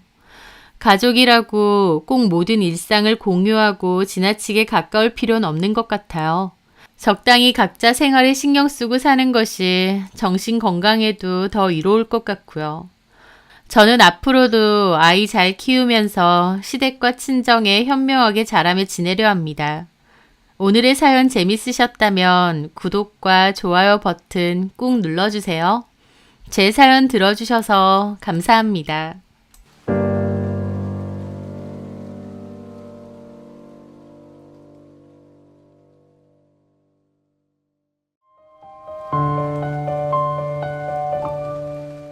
안녕하세요. 저는 시청에서 공무원으로 일을 하고 있는 20대 후반의 여자입니다. 저에게는 5살 차이가 나는 오빠가 있는데요. 오빠랑은 나이 차이도 좀 있어서 그런지 엄청 친하게 지내진 않았어요. 그렇다고 사이가 안 좋은 것도 아니지만요. 오빠는 오빠 인생 사느라 바쁘고 저도 그렇고 가끔 안부나 묻고 집에 일 있으면 만나고 그 정도의 평범한 남매 사이랄까요? 그래서인지 친구들 중에 자매인 친구들이 부럽기도 했습니다. 언니나 여동생이 있는 친구들은 커오면서는 많이 싸워도 크고 나서는 둘도 없는 친구처럼 엄청 잘 지내더라고요. 자매끼리 잘 붙어 다니고 여행도 다니는 친구가 하나 있었는데 그 친구를 보면서 나도 언니가 있었으면 좋았을 텐데 부럽기도 했죠. 그래서 누가 자매가 있다고 하면 부럽다 소리 먼저 나오기도 했어요. 하지만 작년에 그 일을 겪으면서 오히려 오빠랑 나처럼 다소 대면대면 하더라도 별 문제 없는 형제지간이 더 좋을 수도 있겠다는 생각이 들었습니다. 자매라고 해서 무조건 다 좋은 건 아니겠구나 싶기도 했고요. 저희 오빠는 IT 회사에서 근무를 했습니다. 오빠는 따로 나가서 자취를 하면서 살았고 특별한 일 아니면 저랑 연락도 잘 안 하다 보니 서로 어떻게 사는지도 잘 몰랐어요. 그래서 오빠가 여자친구가 있는 것도 잘 몰랐습니다. 그 흔한 카톡 프로필 사진 한번 안 바꿨거든요. 그런데 갑자기 결혼을 한다는 겁니다. 여자친구 있는 줄도 몰랐는데 결혼이라니 좀 놀랐죠. 오빠는 부모님 집에 결혼할 여자를 데리고 온다고 했어요. 우리 오빠도 결국 결혼을 하는구나 신기하고도 재밌더라고요. 예비 새언니는 어떤 분일까 궁금하기도 하고요. 그렇게 약속된 주말이 되었고 오빠는 결혼할 새언니를 데리고 집으로 온 날이었습니다. 엄마는 아침부터 음식 마련하시느라 바쁘시고 아빠는 집 청소를 하셨죠. 저도 엄마를 거들어서 음식 준비를 함께 했고요. 와, 엄마, 뭘 이렇게 많이 준비해? 오늘 예비 며느리 처음 인사 오는 건데 그래도 신경 써야지. 우리 엄마 같은 좋은 시어머니 없다. 예비 새언니는 결혼 잘하는 거네. 그 말에 엄마가 웃으시며 농담을 하시더라고요. 딸들은 다 우리 엄마 같은 시어머니는 없다고 그런다는데 왜 그렇게 고부 갈등은 많을까 몰라. 에이, 우리 엄마는 진짜 예외지. 시집살이 시키고 그런 사람 아니잖아. 그럼 요즘 같은 시대에 시집살이는 뭔 시집살이야. 지들끼리 알아서 잘 살면 그만이지. 근데 너는 데리고 올 남자 없니? 엄마, 오빠 먼저 치우세요. 아이고, 너도 준비 좀 하세요. 엄마가 너 결혼할 남자 데리고 오면 이것보다 훨씬 더 한상 차려줄 테니까. 알았어. 엄마는 오빠가 결혼한다는 생각에 몹시 기쁘신 것 같았어요. 오빠가 집에도 별 말을 안 하다 보니 결혼 생각이 없는 것 같다고 걱정하셨거든요. 근데 갑자기 결혼할 여자친구까지 데리고 온다고 하니 엄마도 아빠도 신나 보이시더라고요. 그렇게 시간이 되었고 오빠와 예비 새언니가 집으로 들어왔습니다. 처음 뵙겠습니다. 온다고 고생했어요. 새언니는 수줍게 인사를 하며 들어오더라고요. 새언니의 첫인상은 정말 예뻤습니다. 갈색의 긴 생머리, 하얀 얼굴과 수줍은 미소, 어른들이라면 누구나 좋아할 만한 단아하고 예쁜 얼굴이더라고요. 저는 속으로 저렇게 예쁜 언니가 왜 우리 오빠랑 결혼을 하지? 싶을 정도였으니까요. 새언니는 오빠와 함께 거실 소파에 앉았어요. 처음 저희 집에 왔다 보니 조금 낯설어 보이기도 하고 어색해 보이기도 하더라고요. 오빠는 새언니에게 가족 소개를 해주었죠. 여기 우리 어머니, 아버지, 그리고 내 동생. 새언니는 저에게도 수줍게 인사했습니다. 말씀 많이 들었어요. 편하게 말하세요, 언니. 새언니는 들고 온 과일 바구니를 엄마에게 드렸습니다. 어머님, 이거... 아휴, 뭘 이런 걸 사와. 그냥 오지. 아휴, 맛있는 걸로만 골라 담겨 있네. 배고프죠? 식사하고 다 같이 이거 먹으면 되겠다. 제가 좀 도울게요. 손님인데 무슨. 됐어요. 가서 손 씻고 기다리고 있어요. 유진아, 너는 이리 와. 엄마는 저를 부르시더라고요. 저는 엄마를 따라 주방으로 갔고 한 상 차려진 상을 들고 거실로 내왔습니다. 뭘 이렇게 많이 하셨어요? 힘드시게. 많이 먹으라고. 왜 이렇게 말랐어요? 이것도 먹어봐요. 엄마는 새언니가 마음에 쏙 드신 듯 했습니다. 막 앞에 있는 고기 반찬들을 다 새언니에게 밀어주시더군요. 그렇게 저희는 둘러앉아 식사도 하고 이런저런 담소도 나누었죠. 은행 다닌다고 들었던 것 같은데. 네. 그렇구나. 부모님은? 아빠는 작년에 퇴직하셔서 엄마랑 같이 고향으로 귀농하셨어요. 그러셨구나. 형제는 있어요? 동생이 하나 있어요. 시청에서 공무원 하고 있고요. 그 말에 엄마는 반색을 하셨죠. 어머, 정말? 우리 애도 시청에서 일하는데. 네, 성진 씨한테 대강은 들었어요. 저도 반가워서 물었죠. 와, 이런 우연이. 어느 부서세요? 동생분은? 생활보장과라고 했던 것 같아요. 아, 복지국에 있구나. 와, 반갑다. 혹시 이름이 뭐예요? 이진아예요. 그렇구나. 너 알아? 알 것 같기도 하고 저는 작년에 들어왔다 보니 게다가 워낙 사람이 많으니까 다 알기는 힘들어서. 부모님이 밥 안 먹어도 배부르시겠다. 딸들이 다 직업도 좋고 얼마나 보기 좋으실 거야. 엄마의 말에 새언니는 수줍게 웃더라고요. 저는 새언니가 마음에 들었습니다. 착해 보이면서도 또 말하는 거 들어보면 야무지고 똑부러져 보이고 참 괜찮아 보였죠. 그런데 새언니도 저랑 비슷한 생각이었나 봐요. 오빠에게 제 번호를 물어서 얼마 뒤 저에게 따로 톡을 보냈더군요. 유진 씨, 언니. 아직은 아가씨라고 부르긴 좀 쑥스러운데 이름 불러도 괜찮아요? 그럼요. 아가씨라니 제가 다 오글거리네요. 카톡 알림 보니까 생일이더라고요. 축하해요. 그러면서 저에게 선물 기프티콘을 보내주는 거예요. 어머, 언니 괜찮아요. 이런 거 안 보내주셔도 돼요. 아니에요. 축하해주고 싶어서. 유진 씨 보면 동생 같고 좋아요. 잘 지내고 싶고요. 그리고 다시 한번 생일 축하해요. 저는 너무 고맙더라고요. 모른 척 할 수도 있는 건데 일부러 안부 문자 보내주고 기프티콘까지 보내주다니요. 그 후에 저도 고맙다고 새언니에게 음료 기프티콘 같은 걸 보냈고 한 번씩 가벼운 안부 문자도 주고받았어요. 오빠에게 들어보니 언니네 부모님께도 인사드렸고 천천히 결혼 준비를 하고 있다고 하더라고요. 오빠한테도 새언니 정말 좋은 사람 같으니까 잘하고 살라고 그랬죠. 오빠도 좋게 봐줘서 고맙다고 그러더라고요. 그러던 어느 날 일을 하다가 복지국 쪽에 볼 일이 있어서 가게 되었습니다. 그러다가 우연히 옆자리를 보니까 이름이 이진아라고 되어 있더라고요. 그 순간 새언니 동생분이시구나 싶은 생각이 떠올랐죠. 자리는 비어져 있었는데 제가 볼 일을 끝내고 나갈 때쯤 들어오시더라고요. 얼굴을 힐끗 보니까 새언니랑 많이 닮은 것도 같았습니다.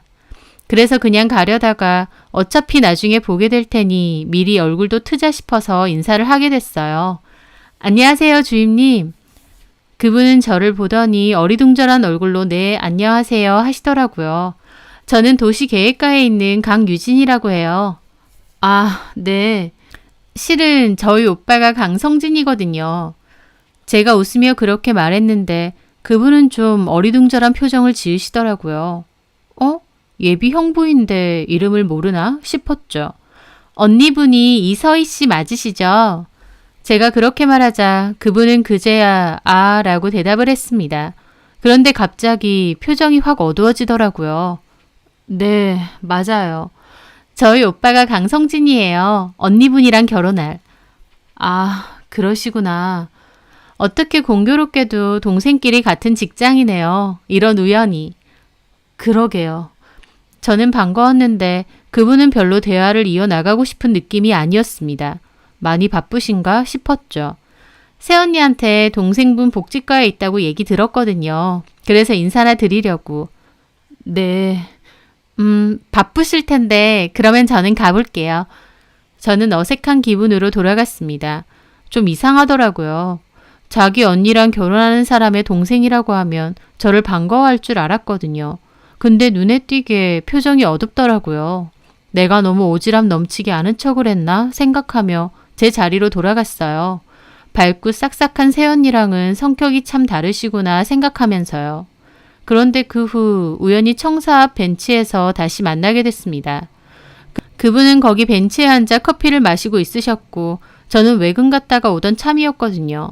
그냥 지나치려다가 눈이 마주치는 바람에 가서 인사를 했죠. 안녕하세요. 여기서 뵙네요. 네, 안녕하세요. 외근 갔다 오시나 봐요. 네. 저는 잠깐 피곤해서 나와서 커피 한 잔 마시고 있었어요. 아, 네. 혹시 커피 드실래요? 제가 살게요. 그분은 처음 만남과 달리 이번엔 스스럼 없이 말을 잘 거시더라고요. 저는 고맙다고 했고 그분은 커피를 한 잔 뽑아 오셨어요. 작년부터 근무하신 건가요? 네. 많이 바쁘시겠네요. 근데 재밌어요. 그렇구나. 다행이다. 그분은 그러면서 미소를 지었는데 그 모습이 새언니와 몹시 비슷하더라고요. 자매라서 그런지 많이 닮으신 것 같아요. 네? 새언니랑요. 그런데 제 말에 그분 얼굴이 또 확 굳어지는 겁니다. 이상하게 새언니 얘기만 나오면 표정이 안 좋더라고요. 오빠가 새언니 집에 인사 갔다고 했는데 저희 오빠 보셨어요? 아니요. 안 보셨어요? 바빠서요. 오신 줄 몰랐네요. 아, 그렇구나. 저희 언니도 그럼 그 집에 인사 갔겠네요? 네. 부모님께서 좋아들 하세요? 그럼요. 새언니가 워낙 예쁘고 착해 보이고 저희 부모님도 엄청 마음에 들어 하시죠. 저도 좋고요. 그런데 그 말에 그분은 표정이 떨떠름하더라고요. 볼수록 이해가 안 됐습니다. 언니를 예비 시댁에서 좋게 봤다고 하면 좋은 일일 텐데 그분은 표정이 몹시 안 좋았거든요. 그분은 다시 묻더라고요. 오빠분하고는 친하세요? 그냥 보통의 남매죠 뭐. 그냥 간혹 서로 생사하기만 하는? 그렇구나. 주인님은 새언니랑 친하시죠? 자매니까. 제 말에 그분은 가만히 말이 없으시더라고요. 그러더니 네, 뭐 저는 예전부터 언니나 여동생이 있는 친구 부러웠거든요. 우리 오빠는 워낙 무뚝뚝하고. 제 말에 그분은 가만히 있더니 갑자기 자리에서 일어나시더라고요. 저 먼저 들어가 볼게요. 자리를 너무 오래 비워서. 아, 네. 커피 잘 마셨습니다. 네, 그럼 조만간 결혼식 하면 그때 뵐게요. 그분은 대답 없이 목례를 가볍게 하시더니 그렇게 청사 안으로 다시 들어가셨어요. 저는 의아했죠. 혹시 새언니랑 사이가 엄청 안 좋나? 아니면 예비 형복감으로 우리 오빠가 마음에 안 드나? 생각하면서요. 하지만 딱히 오빠에게 새언니네 집에서 오빠를 반대하거나 싫어한다는 이야기는 못 들었습니다. 두 사람의 결혼 준비는 순조롭게 진행되고 있었거든요. 그렇게 얼마간의 시간이 지났을 때였어요. 저는 일을 마치고 퇴근을 하려다가 입구에서 그분과 마주치게 되었죠. 안녕하세요. 퇴근하시나 봐요. 아, 네. 조심히 가세요. 저는 그렇게 가려는데 그분이 갑자기 저를 불러 세우더라고요. 저기, 네? 혹시 잠깐 시간 되세요? 제가 드릴 말씀이 좀 있거든요. 그렇게 저는 그분과 시청 근처의 카페에 가게 되었습니다. 무슨 말을 하려고 일부러 따로 보자고 하는 걸까 궁금했어요. 그분은 잠깐 망설이다가 말하시더라고요. 저희 언니랑 오빠분 결혼식 날짜가 잡혔나요? 저는 그 물음에 조금 놀랐습니다. 자기 언니 결혼식 날짜를 왜 묻나 싶었어요. 자기 언니한테 물어보면 되는데요. 네? 많이 남았나요? 한 달인가 남은 걸로 아는데. 그렇구나. 그분은 커피를 한 모금 마시더라고요. 그러더니 저는 결혼식 안 갈 거예요. 갑자기 그러는 겁니다. 네? 왜요? 가고 싶지 않거든요. 저는 그 말에 어리둥절했습니다. 도대체 무슨 사정이길래 동생이 언니 결혼식에 가고 싶지도 않나 싶었죠. 새언니랑 사이가 좀 안 좋으세요? 그런데 그분은 엄청 차갑게 그러더라고요. 안 좋은 정도가 아니고요. 아예 인연 끊고 산지 좀 됐어요. 동생 없는 셈 치라고 분명히 말했는데 지 결혼할 때 되니까 동생은 또 있다고 했나 봐요. 결혼식 오라고 통보는 했는데 저는 안 가려고요. 저는 동생분과 새언니가 심하게 싸우셨나 보다 싶었습니다. 그런데 한참 우물쭈물 망설이던 그분이 그러더라고요. 걔 참 못돼 처먹은 인간인데 괜찮은 남자, 괜찮은 시댁 식구들까지 만났나 봐요. 참 운도 좋아. 못된 것들이 운은 더 좋다니까요. 네? 저는 이분이 도대체 무슨 말을 하나 싶었습니다. 난데없이 자기 언니 흉을 봤으니까요. 걔 결혼한다는 얘기 들었을 때 그냥 모르는 척 쌩까고 살 수도 있는데 생각할수록 나만 분한 거예요. 그런 일 저질러 놓고 뒤에선 세상 착한 척하면서. 그분은 새언니에게 화가 많이 난 듯 했습니다. 저기 혹시 무슨 일 있으셨어요? 제 물음에 그분은 기다렸다는 듯 울분을 토하며 얘기하셨어요. 그 이야기는 정말 충격이었습니다. 걔 내 언니 아니에요. 나는 걔 언니라고 부르고 싶지도 않아요. 내가 커오면서 걔한테 당한 거 셀 수도 없고요. 저희 부모님 맞벌이 하신다고 많이 바쁘셨거든요. 부모님이 걔한테 동생 좀 잘 돌보라고 했는데 그게 어지간히 싫었나 봐요. 부모님만 안 계시면 나 개 패듯이 패는 게 일상이었어요. 자기 말 안 들으면 화장실에 4시간이고 5시간이고 가뒀고요. 여름엔 화장실, 겨울에는 집 밖으로 쫓아내서 세워뒀어요. 실내복 차림으로요. 한 번은 저 화장실에 가둬둔 채로 지는 밖에 나가버려서 저 불 꺼진 화장실에서 반나절 이상 갇혀서 울다가 목마르면 수돗물 틀어서 먹고 그랬던 적도 있어요. 부모님한테 일렀는데 그 후엔 머리끄댕이 잡아서 그대로 변기통에 쳐넣는 거예요. 저 그때 고작 초등학생이었고 지한테는 하나밖에 없는 동생인데 제가 그렇게 싫었는지 진짜 악랄하게도 했어요. 부모님 앞에서는 착한 척, 저 잘 돌보는 척 온갖 척은 다 해놓고 부모님만 안 계시면 때리고 협박하고 지 기분 나쁘면 주먹부터 나가는 거예요. 커오면서 계속 그랬고 저는 세상에서 언니가 제일 무섭고 싫었어요. 저도 웬만치 크고 나서는 반항하고 하지 말라고 한 적도 있어요. 나도 가만 안 있는다고 하면서요. 그랬는데 그날 새벽에 제 방 들어와서 베개로 제 머리를 누르는 거예요. 저 죽이려고 하는 것 같았죠. 저한테 그러더군요. 한 번만 더 개기면 쥐도 새도 모르게 죽일 거라고. 엄마 아빠 앞에서 네가 스스로 목숨 끊었다고 울면서 몇 마디 하면 그만이라면서요. 그때 진짜 얼마나 공포스럽고 무섭던지 그 후부터는 언니한테 더 찍소리도 못했어요. 저 인간은 악마다. 되도록이면 건들지도 말자면서요. 근데 집버릇 어디 가나요? 고등학교 때 같은 반 친구 엄청 심하게 괴롭혀서 그 친구가 결국 전학 간 일이 있었다더군요. 부모님은 모르시지만요. 집에서 저한테 하는 거 학교에서도 똑같이 약한 애들 괴롭히고 그런 거죠. 그 기집애 대학교는 멀리 가서 자취하면서 살았는데 집에 없으니까 그제야 저도 좀 살겠더라고요. 하지만 방학 때는 내려와서 저 또 괴롭히니까 저도 결국 대학 들어가자마자 도망치듯 나와서 살았고요. 다 커서 엄마 아빠한테도 다 얘기했는데 말도 안 된다고 그러시고 언니는 저보고 이상한 말 지어내지 말라고 제 정신병 있다면서 정신과 치료 받으라고 하는 거예요. 부모님 살살 꼬드기면서요.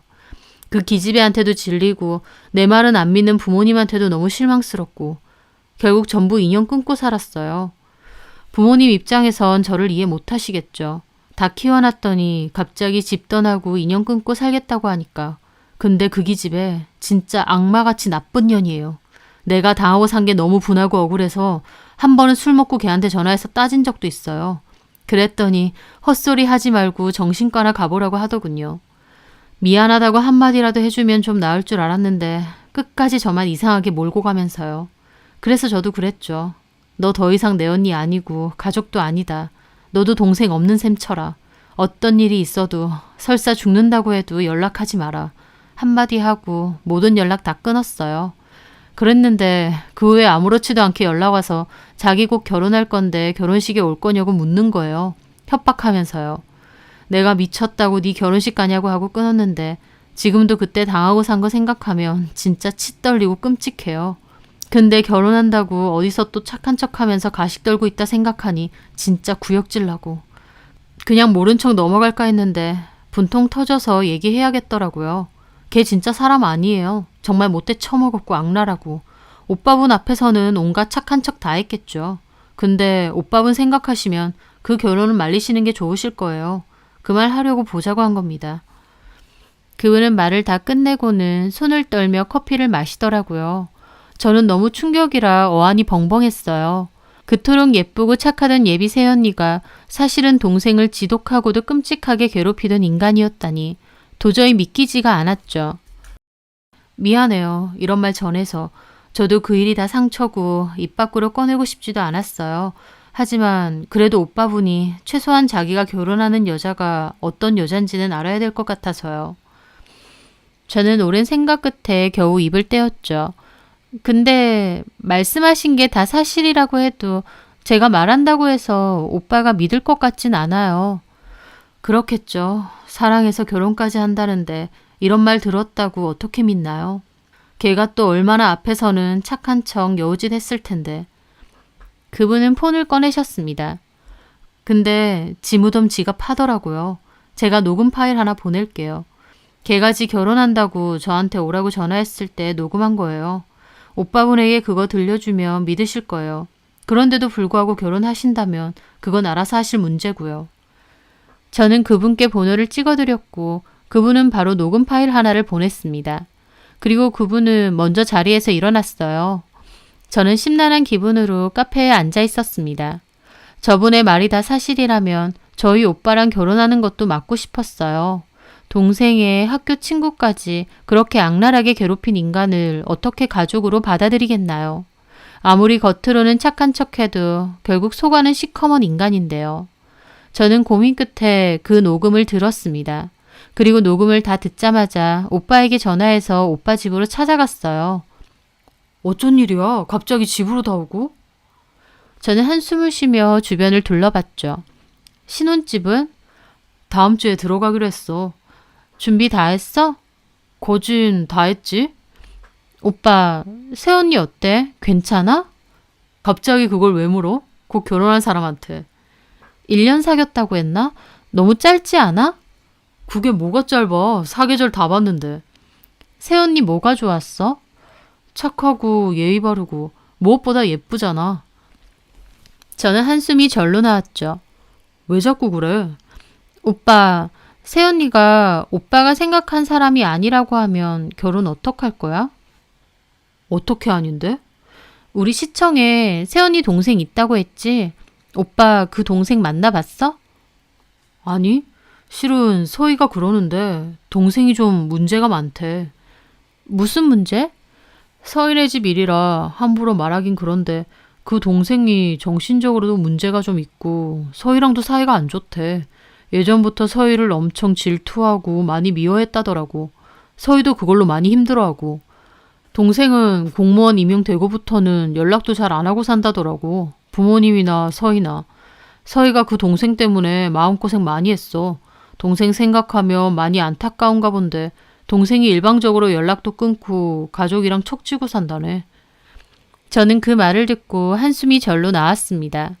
저희 오빠한테도 이미 동생 욕을 실컷 한 모양이었죠. 왜? 너 같은 직장이니까 동생에 대해서 알아? 직장에서도 좀 이상한 사람이야? 실은 그 동생이 나한테 새언니에 대해서 다 말해줬거든. 뭘? 내가 길게 말하는 것보다 일단 이거 들어봐. 저는 그분이 준 녹음 파일을 틀었습니다.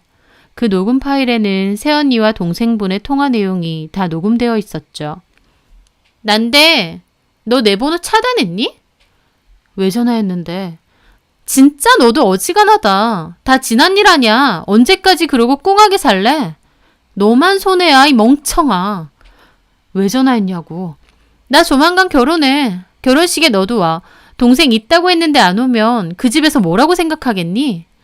싫어. 결혼하던지 말던지 내 알 바 아니야. 언니 결혼식에 내가 미쳤다고 가? 다시는 연락하지 마. 오라고. 싫다니까? 아, 씨발. 오라고. 너 처맞고 올래? 그냥 올래? 갑자기 서희 언니가 엄청 날카롭게 욕을 하며 그러는 겁니다. 욕하지 마. 욕하지 매. 지랄하네. 야, 너 요새 좀 안 맞았지? 어디 뒤지게 또 맞아볼래? 나 이제 언니한테 안 맞아. 내가 예전처럼 당하고 살 줄 알아? 웃기고 있네. 내가 첫 때리면 언니 잘못했어. 한 번만 봐줘. 이 지랄하던 게. 놀고 있다. 대가리 커지고 연락 안 하고 사니까 눈에 뵈는 게 없냐? 잔말 말고 결혼식 때 쳐와. 와서 그냥 입 닥치고 자리에 있으라고. 하나밖에 없는 언니 결혼식에 동생이 안 오면 얼마나 보기가 이상하겠니? 알았냐, 동생년아? 긴 말하기 싫어. 끊는다. 야, 너 좋은 말 할 때 와라. 정신병 있다고 너네 시청에 꼰지르기 전에. 내가 무슨 정신병? 정신병은 네가 있겠지. 그러니까 툭하면 나 때리고 변기통에 내 머리 처박아 놓고 목 조르고. 내가 다 잊은 줄 알아? 나 죽이려고까지 했잖아. 어쩌라고. 네가 맞을 짓을 했겠지. 야, 나 긴 말 안 한다. 길 가다가 뒤통수 쳐맞고 객사하기 싫으면 좋은 말 할 때 결혼식 와. 와서 인상 쳐 구기고 있지 말고 빵긋빵긋 있다가 쳐 가라고. 알았냐?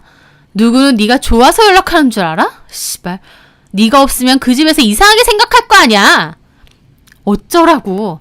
나 긴 말 안 해. 너 때문에 이러쿵 저러쿵 말 나오면 나 진짜 너 죽여버려. 엄마가 연락할 테니까 쳐받고 얌전히 결혼식 와라. 알았니? 제발 연락하지 말고 내 인생에서 꺼지라고. 그러면서 녹음은 끊겼습니다. 그 녹음을 듣는 오빠의 얼굴은 새파랗게 질렸더군요. 오빠와 저는 한참이나 말이 없었습니다. 그러다가 오빠가 겨우 황망한 얼굴로 저를 보며 말하더군요. 이게 진짜 서희라고? 나도 믿기지가 않는다. 그 동생분이 얼마나 분해하면서 말하던지. 코오는 내내 엄청 심하게 괴롭힘 당했대. 부모님도 속이면서.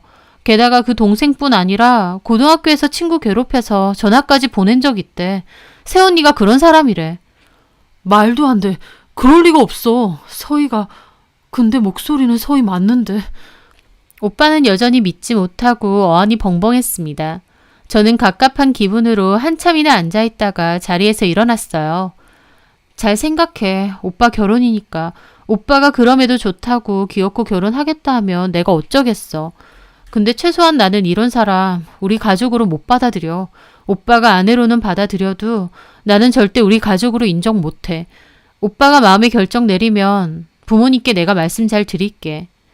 그리고 저는 나가기 전에 한마디 더 했죠. 혹시나 말인데 결혼 파토 낸다고 해도 동생 얘기는 꺼내지 마. 새언니가 동생 찾아가서 무슨 짓 저지를지 모르잖아. 그냥 적당히 둘러대서 헤어지는 게 나을 것 같아. 그리고 저는 착잡한 기분으로 집에 돌아왔죠. 오빠에게 받은 청첩장이 제 책상 위에 있었는데 사실을 다 알고 나니 그것도 보기 싫더군요. 저는 청첩장도 갈기갈기 찢어버렸습니다. 오빠가 어떤 결정을 내릴지, 이미 결혼이 코앞인데 어떻게 해야 될지 저도 골치가 아팠죠. 다행히 오빠는 파혼을 결정했습니다. 제 말대로 동생 얘기는 따로 하지 않았고 고등학교 때 학폭으로 동급생 전학까지 간 적이 있느냐는 얘기만 했대요. 아는 사람한테 들었다면서요. 오빠는 그런 사람과 결혼 못하겠다고 했고 새언니가 다 지난 과거라면서 오빠 붙잡았다고 했어요. 하지만 오빠는 덮고 지나갈 문제 아니라고 하면서 결국 파혼을 했습니다. 그 집 부모님께도 이 사실을 다 말했고 처음에는 우리 딸 그런 일 없다고 하셨대요. 하지만 다 알아보라고 했고 결국 그 집에서도 파혼 인정한다고 했습니다. 저는 부모님께는 오빠보다 제가 먼저 이 사실을 다 말씀드렸어요. 저희 부모님도 기막혀 하시면서 세상에 그런 미친 인간이 다 있냐고 절대 결혼은 안 될 일이라고 펄쩍 뛰셨죠. 그렇게 결혼식 코앞에서 오빠 결혼이 물 건너갔습니다. 오빠도 많이 힘들어하고 주변 사람들의 이러쿵 저러쿵 얘기도 많이 들어야 했죠. 하지만 저는 오빠에게 잘한 일이라고 했습니다. 그런 심성을 가진 사람과 결혼을 하고 아이를 갖고 그렇게 사는 건 나중에 더 불행할 것 같다고 하면서요. 오빠도 그런 사람인 줄 알았으면 애초에 결혼까지도 안 했을 거라고 자기도 잘 끝난 것 같다고 하더군요. 그 후 저는 그분을 찾아가서 이 일도 모두 전했습니다. 그분도 한숨을 내쉬더니 고개를 끄덕이시더라고요. 그분은 후련해 보이기도 하고 착잡해 보이기도 했죠. 어쨌든 제 입장에선 감사해요. 용기를 내서 말해주신 거니까. 저희 오빠가 잘못된 결혼을 하는 것보단 파혼이 훨씬 나은 거니까요. 아니에요. 결국 저를 위해서 말한 건데요. 뭐 아무리 친언니라도 그 못돼 처먹은 인간이 좋은 사람 만나서 아무렇지 않게 결혼한다고 생각하니 저도 너무 분통 터지더라고요. 고등학교 때 친구 괴롭힌 일로 결혼까지 파토났다고 하면 지도 뭔가 깨닫는 게 있겠죠. 언니분과 달리 주임님은 용기 있고 따뜻하신 분 같아요. 제 말에 그분도 씁쓸하게 웃더라고요. 아니에요. 근데 그렇게 말해주시니 고맙네요. 그 후 저는 그분과 직장에서 간간히 마주치면 서로 인사하고 간단한 안부 정도는 주고받으며 지내고 있습니다. 오빠도 한동안은 결혼 생각 없다며 일이나 하고 지내겠다고 했고요. 겉으로는 그토록 착하고 좋은 사람 같았던 예비 새언니. 하지만 그 속은 정말 끔찍하고도 악랄한 모습이 숨겨져 있더라고요. 사람이 그렇게까지 본성을 숨길 수 있다니 참 신기하고도 소름이 끼치더군요. 그런 인간과 한 가족이 될 뻔했다는 사실은 다시 생각해도 간담이 서늘합니다. 오빠에게는 언젠가 좋은 사람이 생겼으면 합니다. 그때는 저도 더 두 눈 크게 뜨고 살펴보려고요. 그 일 이후로 누군가에겐 가족이 가장 큰 가해자일 수도 있겠구나라는 생각이 들더군요. 동생분도 마음의 상처가 잘 아물어서 남은 인생은 좋은 일만 가득하셨으면 좋겠습니다. 제 사연 들어주셔서 감사합니다.